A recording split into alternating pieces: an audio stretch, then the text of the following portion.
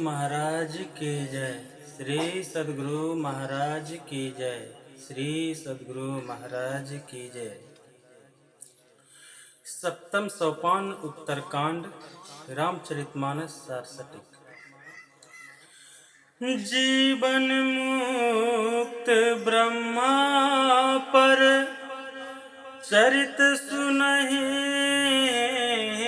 अति ध्यान, जो हरि कथा न करे रति, तिन्ह के हृदय पाषाण। आहा, क्या लिखा है गोस्वामी जी ने।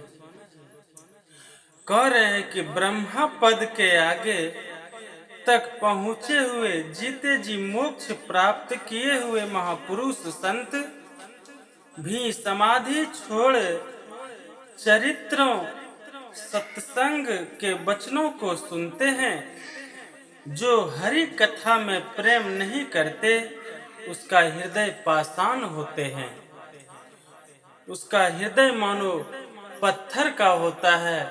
जो कि हरि कथा नहीं सुनते, जो भगवान का भजन नहीं करते, जो उनके चरणों में उनके शरण में अपने आप को नहीं रखते, वह इंसान नहीं, वह पशु के समान है।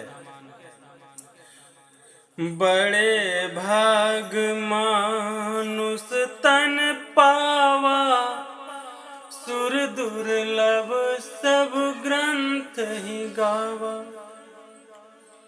साधन धाम मोक्ष कर द्वारा, पाई न जेहि परलोक संवारा। तो महाराज क्या लिखे हुए हैं अनमोल वचन गोस्वामी जी ने। कह रहे हैं कि बड़े भाग्य से यह मनुष्य का शरीर हम लोगों को मिला है, क्योंकि यह शरीर को पाने के लिए स्वयं देवता भी ललायित हैं।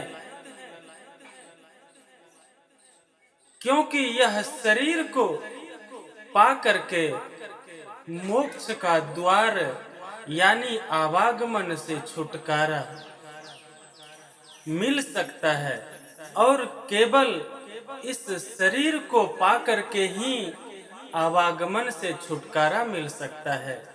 इसीलिए गोस्वामी जी ने यहाँ लिखा कि बड़े भाग्य मानुष तन पावा, सुर दुर्लभ सब ग्रंथ ही गावा।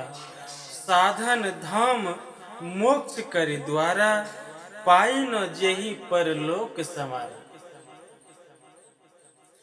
इस शरीर को पा करके ही मनुष्य इस संसार सागर से पार हो सकता है।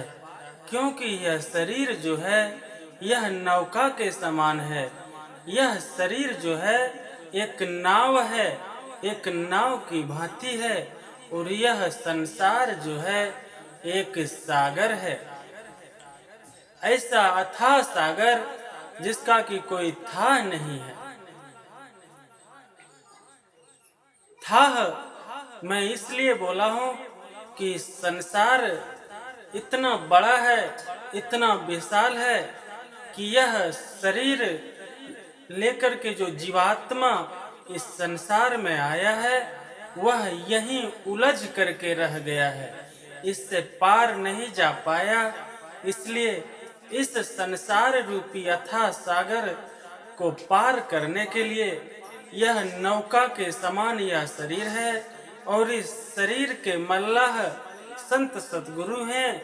इस नौका के मल्लाह स्वयं संत सतगुरु हैं, जो कि ज्ञान और शिक्षा दे करके सत्संग के माध्यम से इस शरीर से मोक्ष प्राप्त कराते हैं, और इस संसार